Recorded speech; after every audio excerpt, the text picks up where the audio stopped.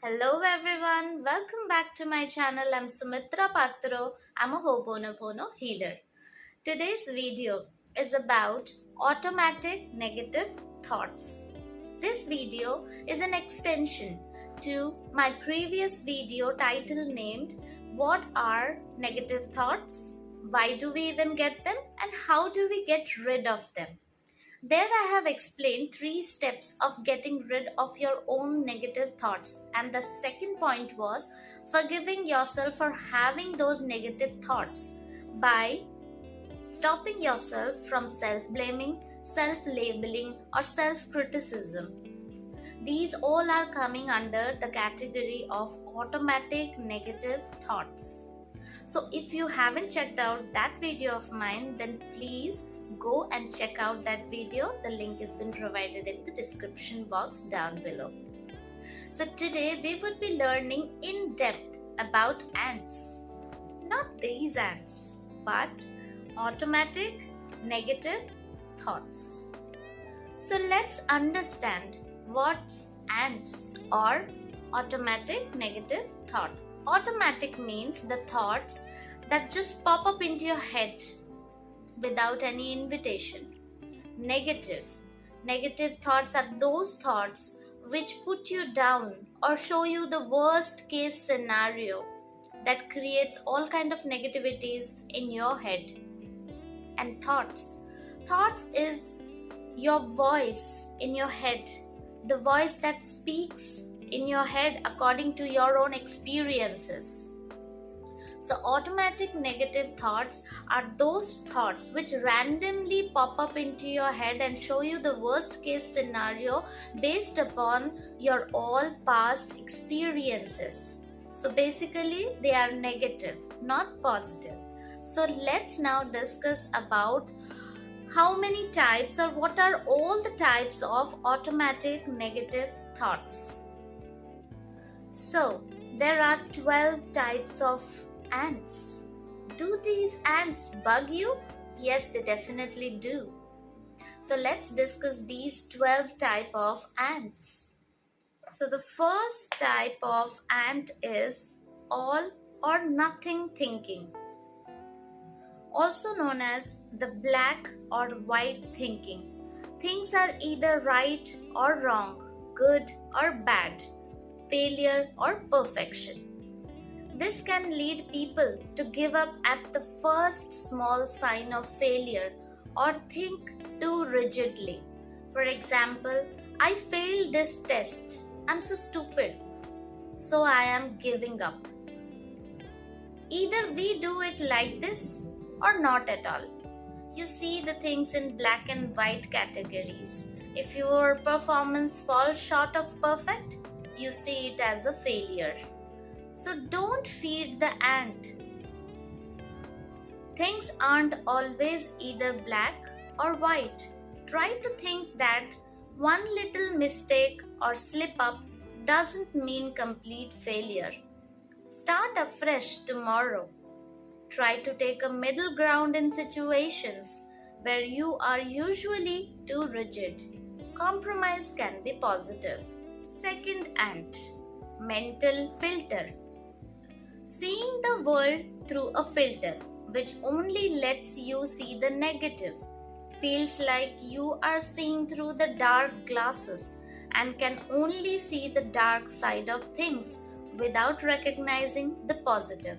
You pick out a single negative detail and dwell on it exclusively so that your vision of reality becomes darkened, like the drop of ink that discolors the entire beaker of water.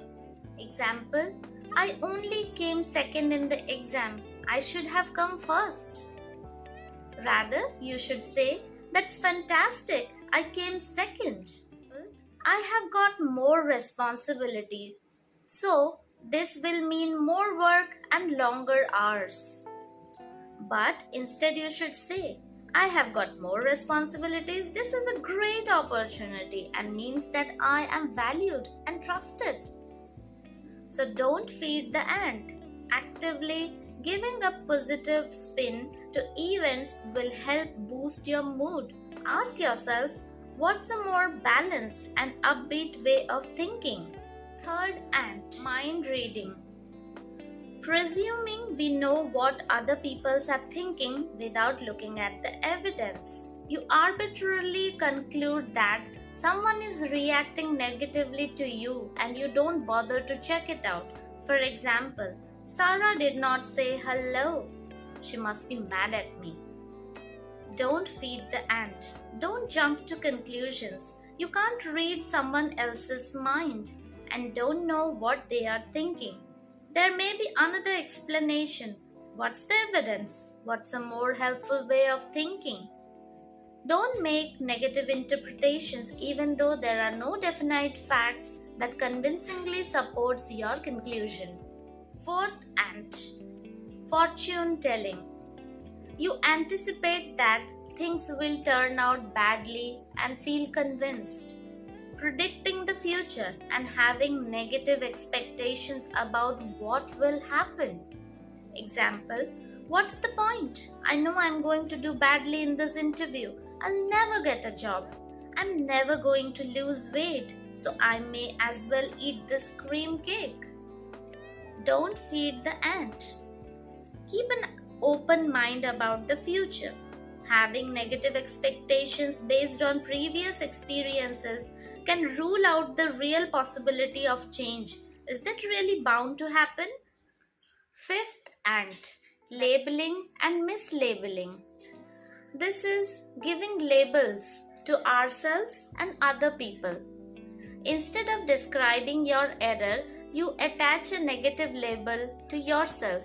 I'm a loser. When someone else's behavior rubs you the wrong way, you attach a negative label to him. He's a jerk. Mislabeling involves describing an event with language that is highly colored and emotionally loaded. Don't feed the ant. Swap unhelpful and negative labels for positive reinforcement. My kids think I am a great mom. I'm really good at my job and always put in 100% effort. Sixth ant, over-generalizing. You see a single negative event as a never-ending pattern of defeat. Using the words always, never, nothing, every time, or everyone to make unfounded overgeneralizations. If something bad happens once, you expect it to happen again and again. Example, I'm always bad at that. Nothing good ever happens. Don't feed the ant. Never say never. Ban using unhelpful words like always, never, nothing, every time, or everyone. Just because it may have happened once does not mean it will happen again. Seventh ant, compare and despair. Comparing yourself unfavorably to others. Example, I'm so disorganized. I will never be able to juggle things like Ram. Why can't I go on expensive holidays like Rohit? Don't feed the ant. Remember, we all are different. We all have the different things that we are good at, and we all have different problems and challenges in our life. If you find you are comparing yourself to someone else, consider what's a more helpful way of thinking. Eighth ant, emotional thinking or reasoning. You assume that your negative emotions necessarily reflect the way things really are. I feel it. Therefore, it must be true. Thinking that the way we feel about something must make it true. Example, I feel like a failure, so I must be. He thinks I'm an idiot. I feel anxious about the presentation, so I know it's going to go badly. Don't feed the ant. Recognize that how you feel about a situation is just a reaction to your way of thinking. If you make an assumption based on your feelings, challenge this viewpoint by looking for real evidence. Ninth ant, guilty thinking. You try to motivate yourself with should or shouldn'ts, as if you had to be whipped and punished before you could be expected to do anything. Must and oughts are also offenders. The emotional consequence is guilt. When you direct should statements towards other, you feel anger, frustration and resentment. Using words like should, must, have to and ought to can allow guilt to build up and can make you feel like you are failing. Example, I must clean the house today. I should have done that already. I ought to have known that was wrong. Don't feed the ant. Be kinder to yourself. Using words like should, must, have to can make yourself feel guilty and add more pressure.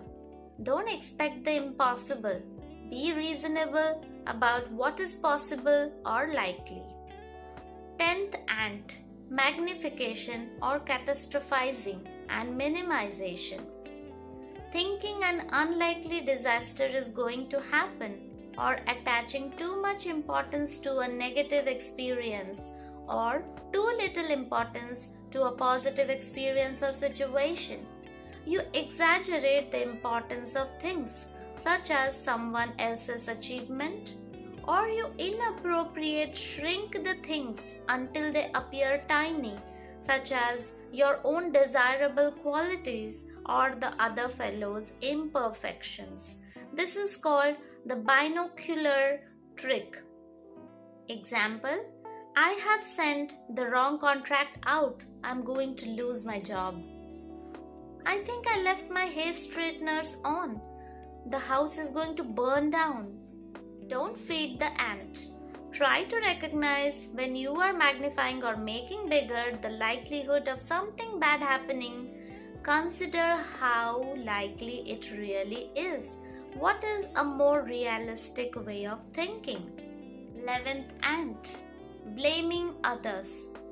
Thinking others are always to blame for things that have gone wrong, without taking responsibility for your own actions and ability to make things better. Example, I would have got that promotion if it wasn't for her. Don't feed the ant.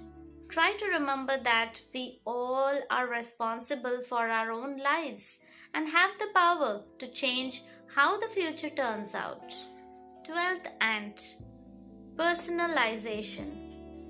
You see yourself as the cause of some negative external event for which, in fact, you were not primarily responsible. Blaming yourself for something that wasn't entirely your fault, or thinking that something somebody says is a reaction to how they feel about you. Example, it's my fault. We all missed the train. Ram is in a bad mood today. It must be something I said to him. Don't feed the ant. If something isn't your fault, don't automatically blame yourself. This will have a negative effect on your own self-worth and make you feel that you are always at fault. So these were the 12 ants. Now that we know what are the 12 ants, so how do you protect yourself from these ants? The answer is put on your pants. P.A.N.T means positive, automatic, neutral thoughts. So wear on your pants, put on your pants. Positive. These are the thoughts that are helpful and encouraging. Automatic. It will take practice to get these to pop up into your head, but practice will make you perfect. Neutral. Impartial or unbiased thoughts. The talking voice in your head based on your experience. So put on your pants. So let's understand how do you put on your pants with the help of a story named the dog poop story. Scenario 1. You are looking out the front window of your house and you see your neighbor leaving the house for school in the morning. Neighbor steps in the dog's poop on the sidewalk, looks down and says to himself, I'm such a loser. I knew I should have stayed in the bed today. The rest of my day is ruined. Why does this always happen to me?